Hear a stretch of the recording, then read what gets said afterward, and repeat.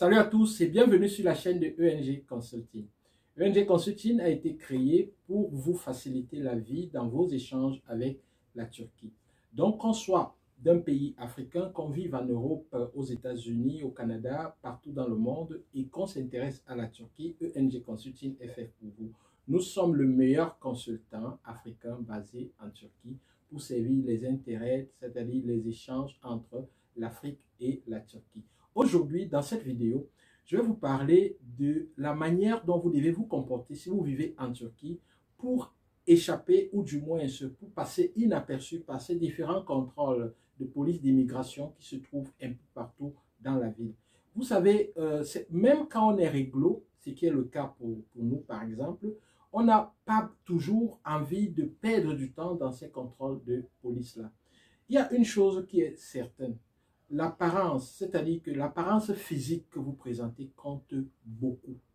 Lorsque vous sortez de chez vous, j'ai l'impression que parfois c'est-à-dire que c'est comme si nos frères africains qui sont dans la ville font un concours de qui sera le plus bizarre. C'est-à-dire que lorsque vous sortez de chez vous, vous portez un jean déchiré, vous portez des trucs avec des habits un peu un genre, c'est-à-dire que vous faites un peu le délinquant, quoi. C'est comme si vous allez aller passer un concours de mode de délinquance ou je ne sais pas dans la ville.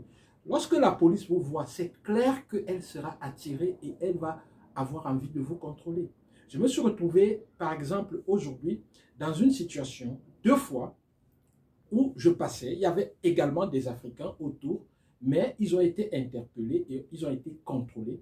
Certains m'ont été embarqués, mais moi, je suis passé simplement.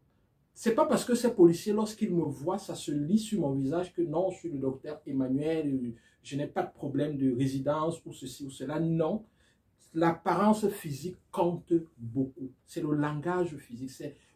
C'est-à-dire que ce que vous êtes parle plus haut que ce que vous dites. Donc, lorsque votre apparence physique déjà dit aux policiers, ce mec peut être suspect, il vous contrôle. Donc, c'est juste pour vous dire, n'est-ce pas, vous achetez déjà des vêtements, vous achetez plein de trucs, tirez les numéros, vous achetez des vestes et tout, tirez les numéros qui vont avec vous et utilisez-les déjà. Donc, soyez soft, soyez clean.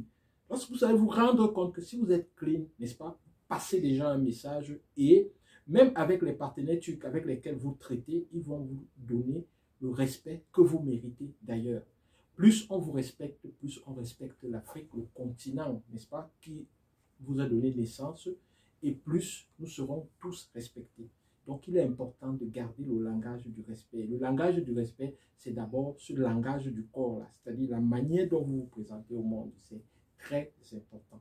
Sur ce, je vous dis merci d'avoir suivi la vidéo. Au revoir et à très bientôt. Bye bye.